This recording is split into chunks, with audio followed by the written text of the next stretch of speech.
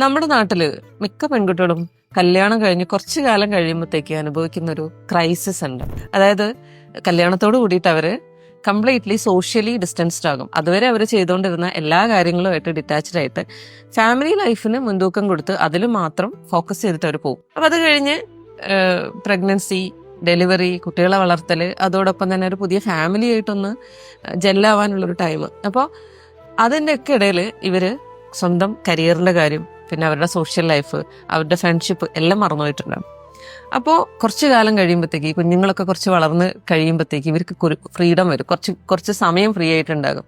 ആ സമയത്ത് ഇവർ ചിന്തിക്കാൻ തുടങ്ങും. ഇവരുടെ മുന്നേ ഉണ്ടായിരുന്ന ആഗ്രഹങ്ങളും സ്വപ്നങ്ങളും ഒക്കെ ഇവർക്ക് ഓർമ്മ വരും. അതോടൊപ്പം ഒരു 30-35 വയസ്സൊക്കെ ആകുമ്പോഴത്തേക്ക് സ്ത്രീകൾക്ക് പൊതുവെ എല്ലാവർക്കും തന്നെ ഒരു ഐഡന്റിറ്റി ക്രൈസിസ് ഉണ്ടാകും. അതും കൂടെ ആകുമ്പോൾ ആകെപ്പാടെ ദേഷ്യം, ഡിപ്രഷൻ ഇങ്ങനെയൊക്കെ ആകും.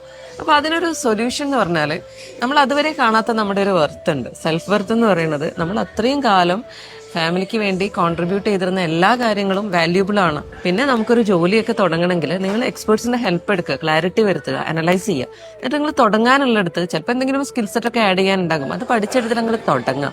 നിങ്ങളുടെ ലൈക്ക് മൈൻഡഡ് പീപ്പിൾ ആയിട്ട് കണക്ട് ചെയ്യുക, കോൺടാക്ട് ചെയ്യുക. അപ്പൊ നിങ്ങൾക്ക് ഉറപ്പായിട്ടും നിങ്ങൾ ആഗ്രഹിച്ച കരിയറിന്റെ സക്സസും എന്താ പറയാ സോഷ്യൽ കണക്ഷൻസും എല്ലാം നിങ്ങൾക്ക് അക്വയർ ചെയ്യാനായിട്ട് പറ്റും.